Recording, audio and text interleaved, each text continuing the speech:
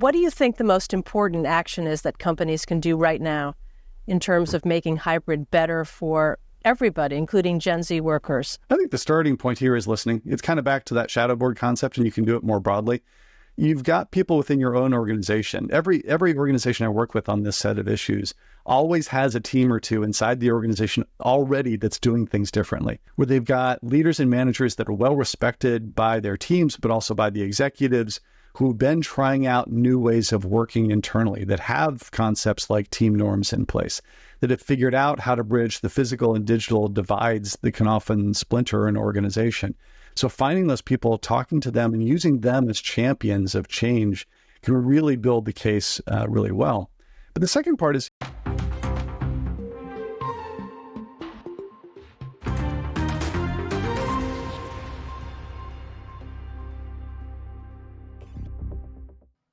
Welcome back to the Future of Work Weekly Report, where we separate the flexible from the fossilized, the productive from the performative, and call out companies still pretending cubicles equals culture.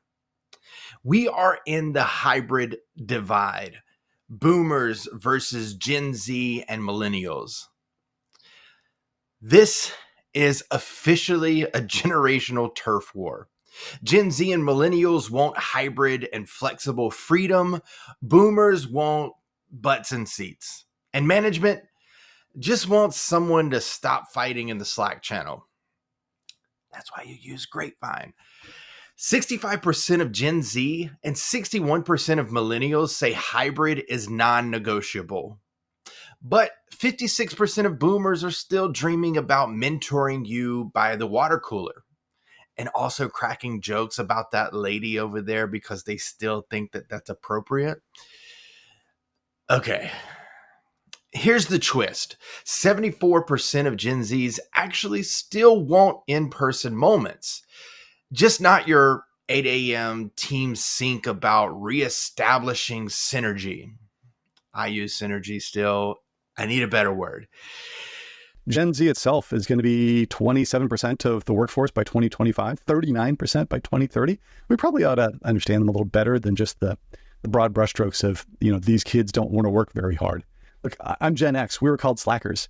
I've tracked back headlines to the 1880s about this, and it's just not true. Are there things that you found that Gen Z, you think, really need to understand better about what the expectations are for hybrid work? And conversely, things that they can teach us about hybrid work? Yeah, I think both are definitely true. I mean, Gen Z, when you look at the data sitting underneath this, is the least likely actually to want either one of those extremes. They're the least likely to say they want to be in the office full time. They're also the least likely to want to be fully remote. They want time together. Mostly they want time together for the same primary reasons that a lot of us do, which is they want it for socialization and for relationship building. They also want it for mentorship, right? These are folks that are early on in their career and are looking to make those kinds of connections more deeply. And so that's really important to keep in mind, is the reasons why they want to do it and how do we support them in that, because that's important for organizations too. I do think that there's a couple of things that we learned over the course of the research that are important. One of which is they are more hesitant to reach out to managers and to their colleagues. They can get nervous about whether or not someone is accessible for a question, all the rest of it. So we really need to think about how we support them and how we prompt them in doing that. But there's also a huge opportunity here because these folks are digital natives. They swim in, this water of digital work really well. And this sort of this old phrase that we used in the piece, a fish doesn't know it's in water, it's just swimming. That's really true for this generation. They know and understand that connection and culture flows as much as work does in the digital channels that you've got at work. And what they really need then is they need a both and solution, not an either or. They need something that helps them meet us all in the middle. But let's talk money, because nothing moves a company like margin improvement. Cisco saved $500 million just by ditching some office leases. Companies are cutting 40% in real estate cost. Employees save $51 a day by skipping traffic, parking garages, and $6 oat milk lattes. And the kicker? Hybrid teams generate 25% more revenue per employee. Why? Less burnout, more global talent, and fewer awkward elevator rides with Gary from finance. ChatGPT helps me write these scripts. And I just want to apologize to Gary from finance, but he might deserve it. So anyway, let's keep going on. RTO mandates are a dumpster fire. So still pushing the RTO like it's 2018. Congrats. You're bleeding talent. 39% of workers say 1 day a week in office, I quit. Amazon got 91% employee dissatisfaction with their RTO. While Netflix, Coinbase, and Microsoft say, no, we're good, and saw lower attrition and 18% revenue growth. Mandates don't motivate, they alienate. But just a quick call out on Microsoft here. 18% revenue growth? Maybe the layoffs that you're consistently doing aren't really warranted. Another topic. We see a lot in the news right now about big companies trying to get their workers back into the office to work full time. And what do you think of this? I've been researching those topics for about 25 years. There's a lot of news, but the numbers show that there are very few workers that actually have come back to the office. So the percentage of workers which are working hybrid, it's pretty much the same for the last 2 years. Most researchers, most experts don't believe in a whole back to the office trend for different reasons. The first reason is that companies don't have the space to welcome everyone. And that's one of the issues of Amazon at the moment. The second reason is that if you force people back in the office, you're pretty much telling them that you don't trust them to work remotely. So you're moving into a control and order type of company, and that's definitely not very appealing to the younger generation. On top of that, what we've seen for companies that try to do that is that they lose their top talents, which is definitely not something companies are willing to do at the moment. What about actual productivity? Are there any hard data, hard figures about the difference in productivity between workers working remotely, hybrid, or in the office all the time? Yes, there are.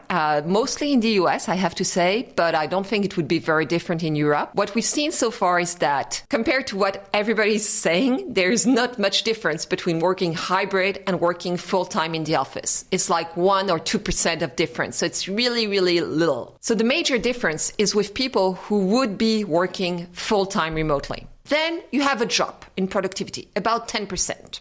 Okay, but let's remember that real estate costs a lot of money. So even if my productivity is going down by 10%, you do have some people who think, well, compared to my cost in real estate, I prefer to lose 10% of productivity and save on real estate. The real question about hybrid work is not about productivity. Even though that shows there's a lot of industrial mindsets in the workplace, it's more about attraction, retention, engagement of people. So when you take away something that they value so much, which is flexibility in different shapes and sizes and forms, you're definitely going to lose people. So one of the issues at the moment is that it's not related to productivity. It's really about attraction and retention of your top talents. It's over. Flexibility is a given. If I take flexibility away from you, you're going to be very unhappy with me. If I give it to you, you're not going to be motivated at work. You're just not going to be complaining about not having flexibility. So somehow what top management sometimes is missing, and that's the good news, is that people's motivation and engagement always rely on the same topics. And it's not flexibility. Flexibility is a necessary condition, but it's not enough. The balance blueprint,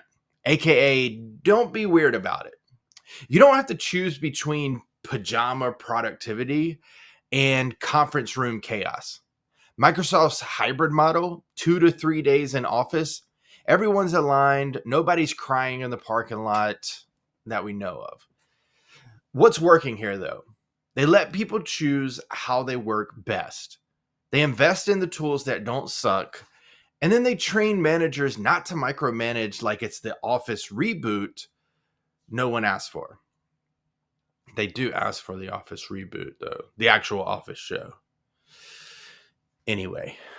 So, what do you think then that managers can be learning from Gen Z and trying to bring to their organizations that they haven't maybe experimented with yet? I think a lot of managers are kind of squeezed in the middle. They're often kind of burnt out themselves. And so we need to support them. Should definitely talk about that a little bit. But managers themselves can really set patterns for their teams that are really healthy and helpful. Team norms, the agreements that you make as a team are really important, especially when you're trying to bridge across generational gaps. And team norms are things like not just when do we come together, like which days of the week, but why. Why do we come together? And setting things for teams that are co-located, like anchor days of the week, and making sure that those anchor days have plenty of time and space for socialization. Don't pack them full of meetings. Making sure that those days also have opportunity for mentorship and for guidance and for people to reach out and get to know one another is really important. You can do those things too, by the way, when your team is more distributed. It just becomes more challenging. You have to find ways to bring your team together episodically, to go deeper into knowing one another, to building those relationships, especially across generations. So that part is really important. Managers also need to understand, back to that issue of hesitancy, that they need to often be the ones that build the bridges, that they need to signal openness to the conversation. Okay. We've got two futures in front of us, from what it sounds like. Corporate Hunger Games, where you badge in to prove loyalty, or human-centered companies that optimize for outcomes, not occupancy. The future belongs to the companies that treat flexibility like a strategy, not a perk. And if you're betting on cubicles, just know we've read the script before. And this is what I always say. We have the opportunity right now to make work better in a transformational way, where employees win, where employers win, and we can get the best of both worlds. So we really have to ask ourselves, do we want to go back to the traditional office that made people feel like their lives were trapped? And it's not just about the office or remote. It's also how we train the managers, who we promote to become leaders. Because the past promoted the top performers and expected that they were going to be able to recreate themselves tenfold and have a team full of high performers. Sometimes the top performer is not the best leader. They only manage the way that they were managed or through control. And typically it's the latter. I know that you mentioned in your piece that 75% of companies aren't providing the kind of training that middle managers would need to really be able to lead these hybrid teams, and that, a lot of the weight for management is falling on their shoulders without this training. So, if there's a top thing or a top tactic that you would recommend for leaders in these positions, what would it be? I think it really is understanding that leaders themselves, meaning senior leaders in the organization, need to find a way to provide some support to their managers.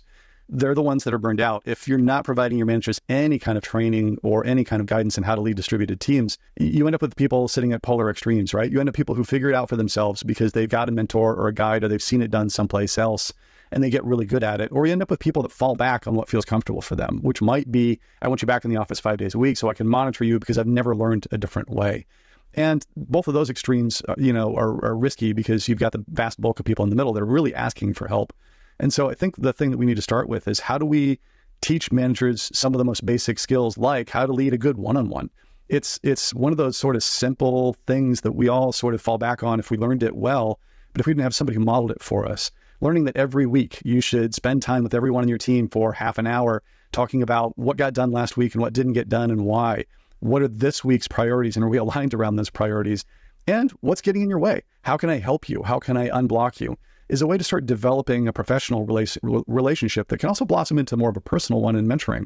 Brian, tell us what a shadow board is, and specifically what a Gen Z shadow board would be, and how it can be used in an organization. Yeah, Amanda, my co-author on this one, has worked with organizations on concepts like this. It actually came out of an example that Gucci had, where they were looking at their growth rates, realizing that they're having a harder time penetrating into younger generations, and so grabbed a group of their own employees who were younger, non-executives, to sit with them and talk about their products, their strategy, their brand. And it led to really great results, like 136% growth rates in sales for the next 4 years, which is fantastic because they modified a lot of what they were doing externally. This concept is essentially taking the same concept and bringing it internal, thinking about, how do I listen to younger employees in my own organization to understand their drivers and their challenges, but also to learn from them. I mean, again, back to the fact that these people have been living in this sort of digital space their entire lives. They have a lot to teach us and tell us about how that works and how to build bridges that are done across digital divides, not just physical ones. So, what do they know that you and I don't is a big part of what you're after in these conversations. So will we take this opportunity in this transformational shift in the workplace? Many people talk about AI being a transformational shift. It is in technology. But we also have this transformational shift that's happening with the workplace. We used to go into the office 5 days a week, 9 to 5, but in reality, it was probably 8 to 7. And then you add on top of that the commute.